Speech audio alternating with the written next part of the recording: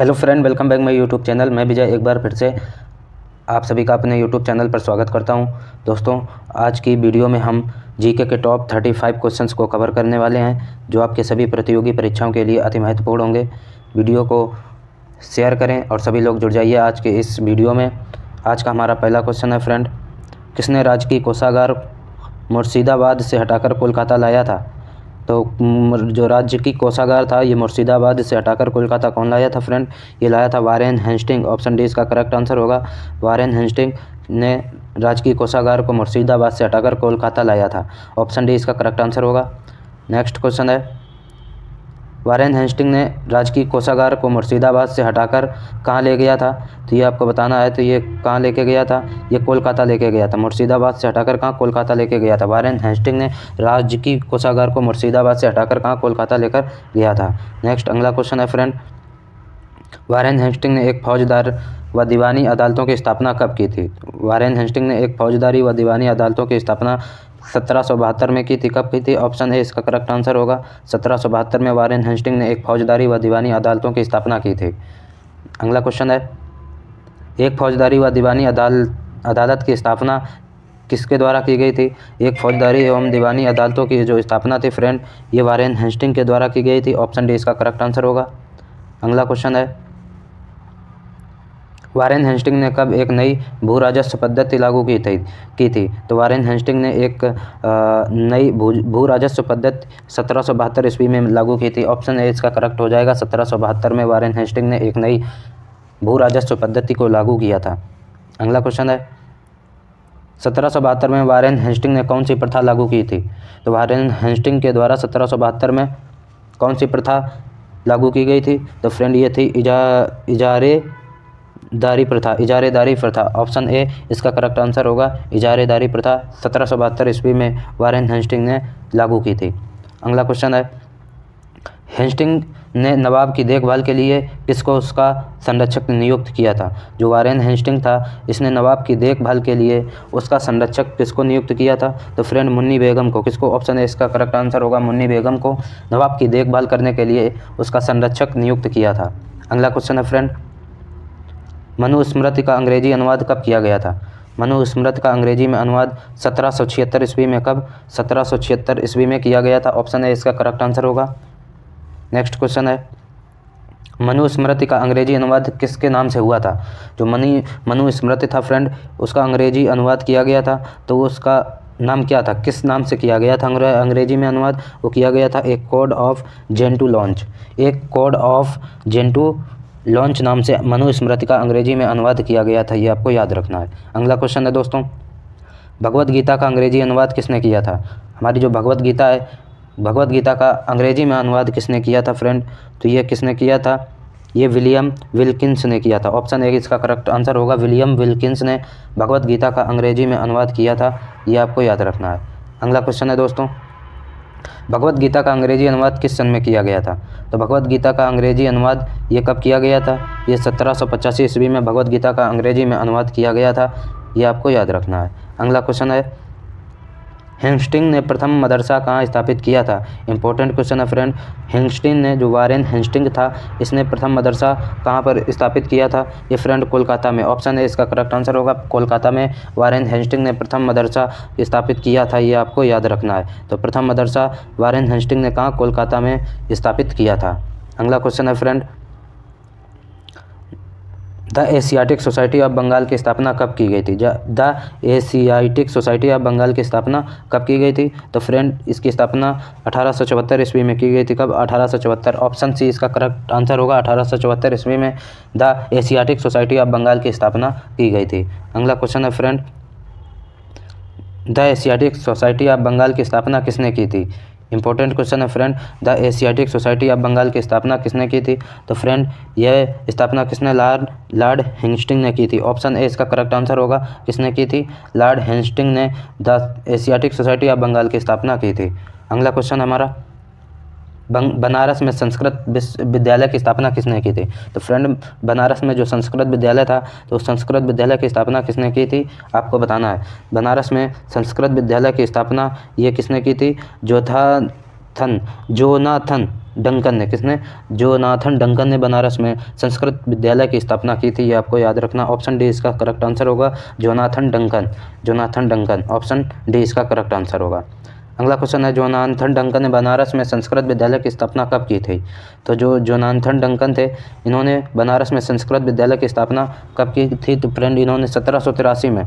कब? Option C इसका correct answer होगा, 1783 में जोनाथन डंकन ने बनारस में संस्कृत विद्यालय की स्थापना की थी। ये आपको याद रखना है। अगला क्वेश्चन है फ्रेंड, मुंबई में एशियाटिक सोसाइटी की स्थापना कब की गई थी? आपको बताना है कि मुंबई में जो एशियाटिक सोसाइटी थी, इसकी स्थापना कब की गई थी? तो मुंबई में एशियाटिक सोसाइटी की स्थापना ये की गई थी 1804 ईस्वी में। कब? 1804 ईस्वी में। ऑप्शन बी इसका करेक्ट आंसर होगा। अगला क्वेश्चन है फ्रेंड, लंदन में एशियाटिक सोसाइटी की स्थापना कब की गई थी? ये अभी तक आपसे मुंबई का पूछा था, तो मुंबई का कब किया गया था? मुंबई में एशियाटिक सोसाइटी की स्थापना 1804 में की गई थी। और अगर आपसे बात करें लंदन की, तो लंदन में फ्रेंड कब की गई थी? लंदन में 1823 में की गई थी। कब? 1823 में लंदन में एशियाटिक सोसाइटी की स्थापना की गई थी। अगर मुंबई से का पूछा जाए तो मुंबई में 1804 में की गई थी। अगला क्वेश्चन है फ्रेंड, किसने मुगल सम्राट को मिलने वाले 26 लाख रुपए की वार्षिक पेंशन बंद करवा दी थी? जो मुगल सम्राट को वार्षिक 26 लाख रुपए की पेंशन जो दी जाती थी, यह किसने मुगल पेंशन बंद करवा दी थी फ्रेंड? तो ये किसने बंद कराई थी? ये कराई थी वारेन हेस्टिंग ने। ऑप्शन सी इसका करेक्ट आंसर होगा, वारेन हेस्टिंग ने मुगल सम्राट को जो 26 लाख रुपए वार्षिक पेंशन दी जाती थी, बंद करा दी थी। ये आपको याद रखना है। अगला क्वेश्चन है फ्रेंड, भारत का पहला समाचार पत्र कब प्रकाशित हुआ था? तो भारत का पहला समाचार पत्र ये कब प्रकाशित हुआ था फ्रेंड? तो ये फ्रेंड कब हुआ था? ये हुआ था हमारा 1780 में। कब? 1780 में भारत का पहला समाचार पत्र प्रकाशित हुआ था। कब? 1780 ईस्वी में। अगला क्वेश्चन है फ्रेंड, भारत के पहले समाचार पत्र का नाम क्या था? ये इंपॉर्टेंट क्वेश्चन है। भारत का जो पहला समाचार पत्र था उसका नाम क्या था? उसका नाम था the Bengal gazette. The Bengal gazette नामक भारत का पहला समाचार पत्र लागू किया गया था। अगला क्वेश्चन फ्रेंड, भारत के पहले समाचार पत्र द बंगाल गजट का प्रकाशन कौन किया था? यानी कि आपको बताना, जो भारत का पहला समाचार पत्र है Bengal gazette, the Bengal gazette का जो प्रकाशन किया था वो किसने किया था? ये आपको बताना है। तो फ्रेंड इस क्वेश्चन का सही जवाब option A, James Augustus Hicky. James Augustus Hicky ने भारत के पहले समाचार पत्र द बंगाल गजट का प्रकाशन किया था। ये आपको याद रखना है।